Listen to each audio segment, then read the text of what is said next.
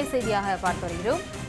தூத்துக்குடி மாவட்ட தாவிக்கு நிர்வாகி அஜித் ஆக்னல் தற்கொலை முயற்சியில் ஈடுபட்டதாக தகவல் கிடைக்கப்பெற்றிருக்கிறது. விவரங்களோடு இணைகிறார் அந்த செய்தியாளர் ஜெரி. ஜெரி, வணக்கம். மேலும் விவரம்.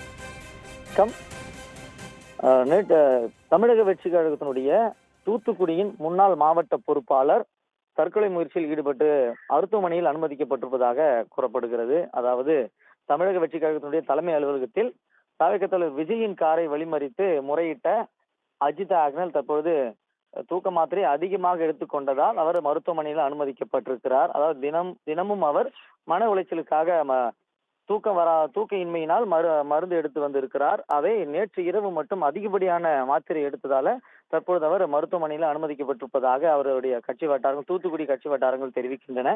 அதாவது அவர் ஏறத்தாழ 7 ஆண்டுகளாக தமிழக வெற்றி கழகத்தில் அவர் பயணித்து வருகிறார்.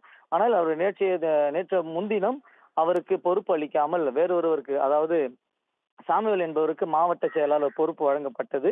அதனை முறையிடுவதற்காக அவர் தமிழக வெற்றி கழக தலைமை அலுவலகத்திற்கு வந்திருந்தார். ஆனால் அவரை அனுமதிக்காமல் தெருமுனையிலேயே பேரிகார்டுகளை தடுத்து அவரை உள்ள அனுமதிக்கப்படாமல் அங்கேயே நிறுத்தி வைத்திருந்தார்கள். ஆனால் அவர் ஆத்திரமடைந்து தாவேகா தலைவர் விஜய் வரும்பொழுது அவர் காரை வழிமறித்து முறையிட முயற்சி செய்தார். ஆனால் தாவேகா தலைவர் விஜய் அவரை கண்டுகொள்ளாமல் அவர் அலுவலகத்திற்குள்ளே சென்று விட்டார். அவர் கட்சி பணிகளை முடித்துவிட்டு, ஆலோசனை கூட்டத்தை முடித்துவிட்டு திரும்ப வரும்பொழுது கூட அவரை உரையாடுவதற்காக காத்து கொண்டிருக்கும் பொழுது கட்சி நிர்வாகிகள் அவரை பேசுவதற்காக தனி அழைத்து சென்று விட்டு அவரை திசை திருப்பி தாவேகா தலைவர் விஜய் காரை அனுப்பிவிட்டனர். எனவே அவர் மன உளைச்சலிலே அவர் இங்கிருந்து சென்று இருக்கிறார்.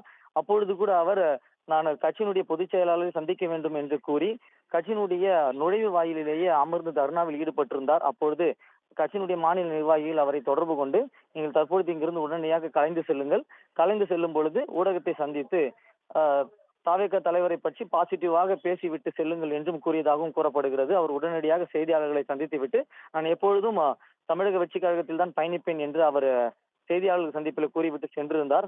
ஆனால் 2-3 நாட்களாகவே அவர் சரியாக உறங்கவில்லை என்றும் அவருடைய தூத்துக்குடியில் இருக்கக்கூடிய தாவேகா வட்டாரங்கள் தெரிவிக்கிறார்கள்.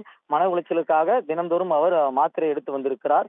நேற்று இரவு மட்டும் அதிகப்படியான மாத்திரை எடுத்ததால உடனடியாக அவரை மருத்துவமனையில் அனுமதித்திருக்கிறார்கள். மேல் சிகிச்சைக்காக தற்போது தூத்துக்குடியில் இருக்கக்கூடிய ஏவிஎம் எனப்படும் மருத்துவமனைக்கு அனுப்பியிருப்பதாகவும் அங்கு அவர் ஐசியூல சிகிச்சை பெற்று வருவதாகவும் கூறப்படுகிறது.